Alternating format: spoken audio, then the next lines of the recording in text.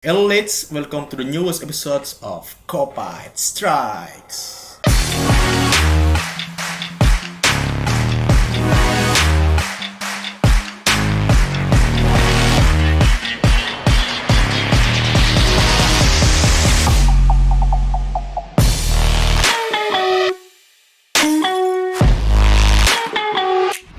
Jadi di episode kali ini gue Fatur Alfarizi akan memberikan informasi sedikit aja tentang transfer di dunia sepak bola.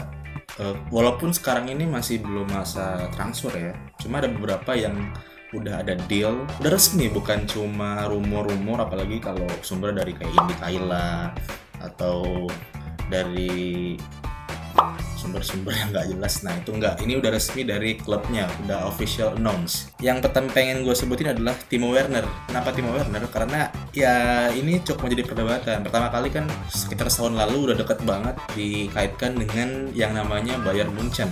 Yes, Timo Werner mau menjadi pemain Bayern Munchen, cuma waktu itu dia menolak atau mungkin ditolak oleh Leipzignya.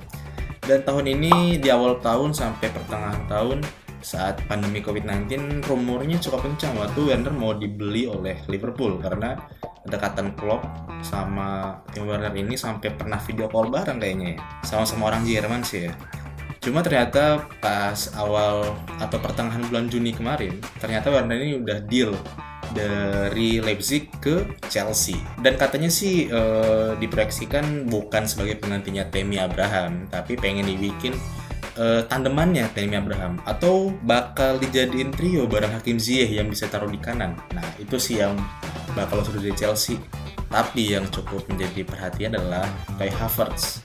Kai Havertz kan juga diincar sama Chelsea. Apakah benar-benar bakal dibeli Chelsea juga? Karena tipe pemain Kai Havertz ini kan masih muda dan juga cukup versatile ya, dalam artian bisa jadi gelandang serang, gelandang tengah kalau dipaksa juga oke, tapi lebih cenderung untuk jadi penyerang sih. Makanya kalau Havertz dibeli kan bisa memperkaya lini penyerangan Liverpool yang kalau kita bilang memang trionya ini nggak ada yang salah. Ya salah, emang ada salah sih. Bukan nggak ada salah, tapi nggak ada yang nggak bener. Salah bagus, Firmino bagus, Mane juga bagus, cuma lapisnya itu loh yang jadi permasalahan. Selain itu juga permasalahan di lini tengah yang kayaknya terlalu pekerja keras, nggak ada sisi kreatifnya yang membuat kita kadang-kadang kangen sama yang namanya ini orang. Nah makanya kalau Havertz ke Liverpool sih kayak cocok-cocok aja ya, walaupun harganya juga paling cocok nggak ya. Nah itu tuh yang jadi pertanyaan.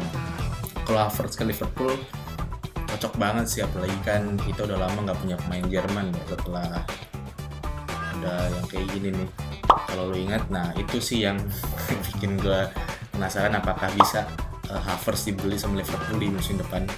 Makanya tunggu aja.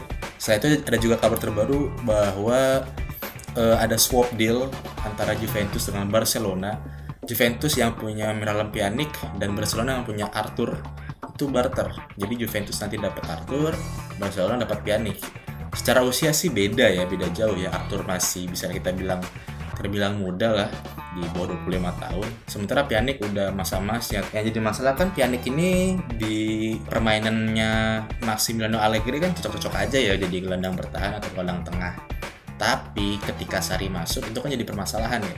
Sarri itu kan kunci suksesnya salah satunya adalah kehadiran Jorginho waktu di Napoli dan di Chelsea awal-awal sih. Peran Jorginho ini yang sebagai deep lying playmaker ini sangat-sangat vital bagi perkembangannya Sarri ball yang disebut oleh media. Kenapa?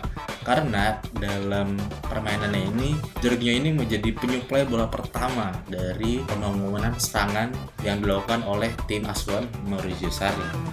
Ketika Sarri pindah dari Napoli ke Chelsea, diboyong juga lah itu Jorginho. Sementara waktu Sarri akhirnya pindah ke Juventus kan nggak sempat dibeli tuh Jorginho. Sekarang sih masih dipakai oleh Frank Lampard. Tapi yang menjadikan deep line playmaker di Juventus sekarang itu adalah Miralem Pjanic. Nah itu yang jadi permasalahan. Apakah Pjanic benar-benar cocok di sistemnya Sarri? Makanya kalau Miralem Pjanic pindah ke Barcelona biar Sarri punya kesempatan untuk mengeksplorasi gelandang tengahnya, mendapatkan deep line playmaker yang baru selain Jorginho, itu bagus sih. Pertanyaannya emang Sarri bakal bertahan di Juventus musim depan? Musim ini dia udah kalah di Coppa Italia lawan Napoli. Mantan tim asuhannya nggak pernah dia bikin juara selama 3 atau 4 tahun mengasuh Napoli. Dia malah juara bareng pelatih baru yang sebenarnya nggak bagus-bagus amat, Gennaro Gattuso. Malah juara. Di final kalah ke lawan mantan timnya. Kalau sampai Serie A nggak bisa juara juga, waduh gila sih. Lazio atau Inter yang paling kuat ya, kandidat pengganti juaranya Juventus. Udah pasti kelar banget. Nah, kita bicarakan kalau Sarri ini bertahan dengan Juventus, apakah Arthur ini bakal pengganti peran dari seorang dalam Pjanic atau ya cuma jadi bench warmer atau jadi main-main dengan tipe yang lain. Karena Juventus ini kan punya banyak opsi pemain-pemain tengah ya, dari yang muda sampai yang tua. Udah kita lihat nanti. Well, kayak gitu dulu untuk episode kali ini. Semoga Liverpool mendapat yang terbaik. Gue sih berharapnya kalaupun kayak Havertz nggak dapat ya dapatlah main-main yang lain ya, macam Saul. Gue sih suka banget sama yang namanya Frenkie de Jong, cuma kan nggak mungkin juga bisa pindah ke Liverpool. Jadi ya semoga aja Liverpool bisa dapat mainan diincar oleh Jurgen Klopp, walaupun nggak bisa mahal-mahal banget juga nggak masalah. Yang penting ada pemain baru, apa-apalah buat jadi bench warmer juga. Yang penting bisa ngelihat wajah baru, nggak cuma itu aja. Sekalinya ada Adrian nggak lolos di UCL.